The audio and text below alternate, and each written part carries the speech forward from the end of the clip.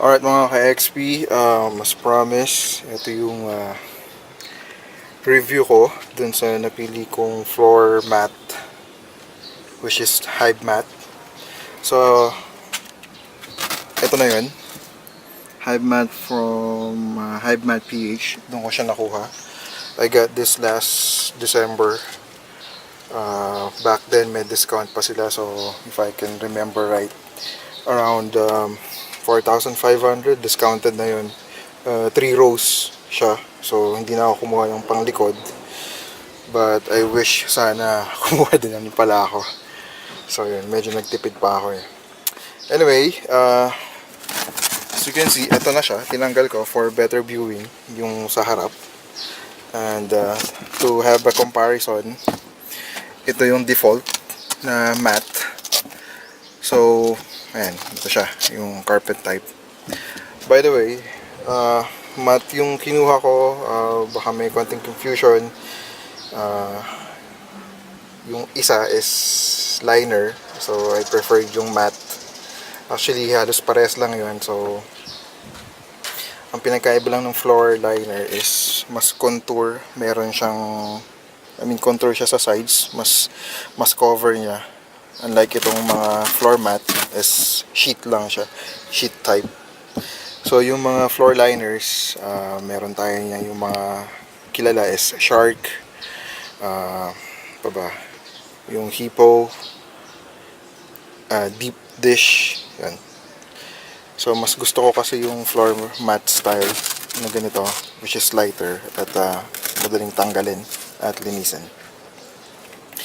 So anyway, one of the reason kung bakit ko siya kinuha is medyo gusto ko kasi concealed yung alikabok pagka pasok mo ng kotse. Bawa, madumi yung sapatos, which is the usual. Dahil lang.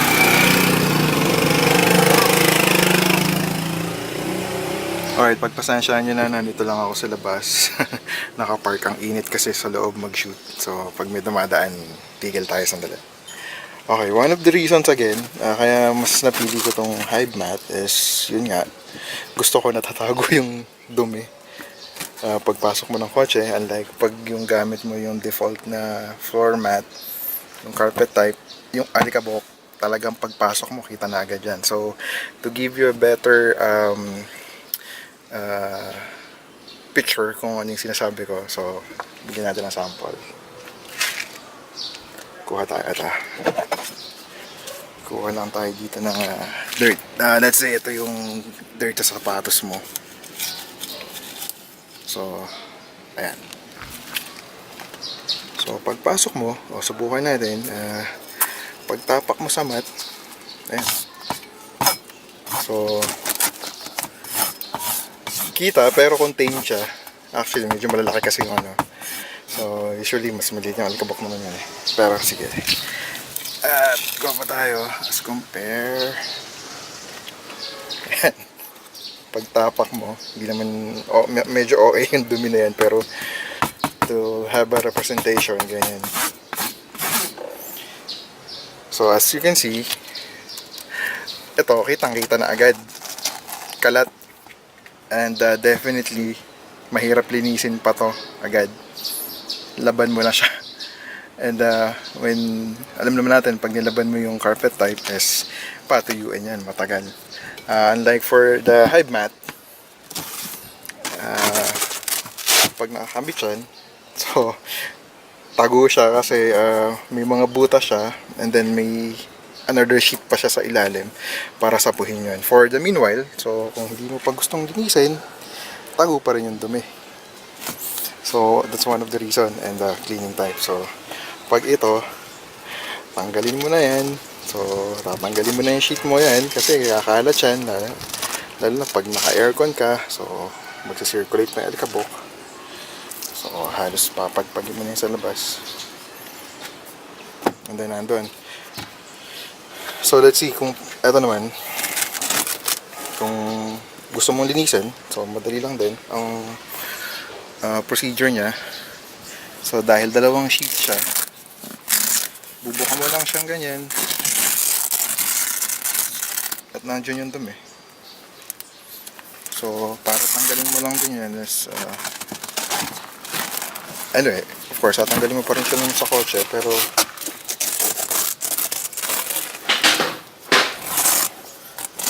buka mo lang siya.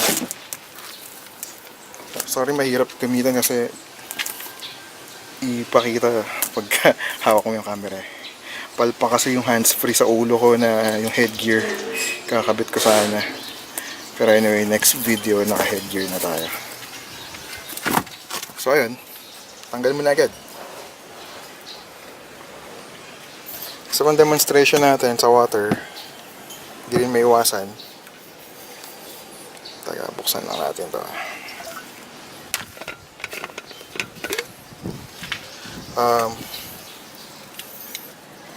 Natapon, katabi mo or ikaw.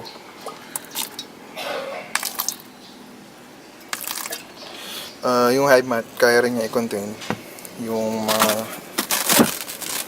water spill sa loob. And unlike dito, syempre, alam na natin mangyayari. Pag nabasa yan, mag-a-absorb. Pag nag-absorb yan, habang pinatutuyo mo, mabaho na siya.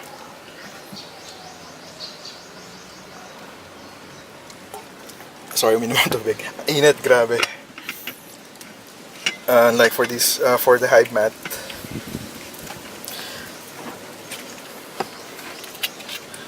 dahil rubber siya, made up of rubber, madali siyang matuyo, so hindi mag-absorb ng tubig, mako-contain lang din yung water spill sa loob ng sheet, and then pagbalik mo, makabilad ka sa araw, tuyo na agad dyan. So ganun lang din kasimple. So yung material niya is light rubber, so mesh type, may mga buta siya, parang ang hive, beehive yung style, that's why I think they call it Hive Mat, for that purpose. Alright, let me pause here para pakita ko naman kung paano i-install. By the way, yung paglalaban nito is, or pag hinugasan mo, diba, nagpa-car wash kayo, sandali lang din, kahit basahin nila yan, few minutes to you agad. So that's another convenience using a Hive Mat. Alright, pause ko muna, touch lang natin dun sa kabila or sa loob para makita nyo. Alright, so ito, babalikan natin siya sa loob. So sobrang dali lang din niya. Anyway, secure siya in a way na hindi siya dudulas sa slip kasi may velcro liner, may velcro line siya sa gilid. So para dikit siya agad dun sa carpet, hindi siya dumudulas pagka naka-install na siya. So pre-cut to from Hive Mat. So I think ngayon marami na silang supply or model for Xpander. Last year kasi made to order, so maghihintay ka pa ng mga ilang araw bago nila ma-deliver. But I think this time sa dami na ng may Xpander, dahil nag-boom siya, I think meron na silang mga stock supply. So anyway, madali lang itong ikabit kung dalawang kamay gamit since I'm holding the camera. So medyo nag-akat. I-fit pa natin doon. So ayan, fully installed na siya. So ito yan. So unlike pagka yung, again, going back, kung liner yung gamit nyo, sinasabi ko, halimbawa yung shark, cover to. Yun yung mga floor liner, dahil mat na to. But may option din dito sa Hive Mat, kung gusto mo fully covered, pati dito sa, kita ba, sa gilid, yung contour, meron yan. I think dito rin meron, dito cover yan, gagawa nila yan, pero that's additional cost. So sa akin, satisfied na ako dito, sold na rin ako dito. Okay, tingnan natin yung sa likod or second row.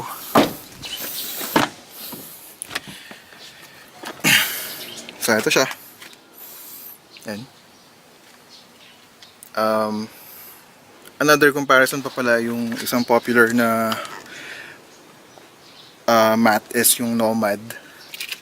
Yun yung nabibili sa handyman. Putol lang kayo. So, ayun, madali yung kabit.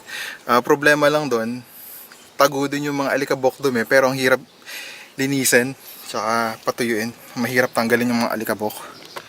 Talagang pag pumasok siya dun sa loob, nandun na siya. And then, pag binasa mo din, tagal patuyuin. Unlike this, sandali lang tuyo siya agad. So, ito yung itsura niya pag naka-install siya dun sa second row. And of course, third row, fold lang natin to. So ayan siya. Custom cut din siya dun sa model na Xpander. Syempre, ito yung pinaka hindi gamiting row. So laging mas malinis to. Aside from the fact na tagunan niya yung mga alikabok and dirt, hindi rin siya ganong nagagamit sa likod. So ayan, third row. Alright, so yan muna, medyo humaba na naman yung video natin. I need to manage my succeeding videos. Medyo bibilisan natin, pasensya na.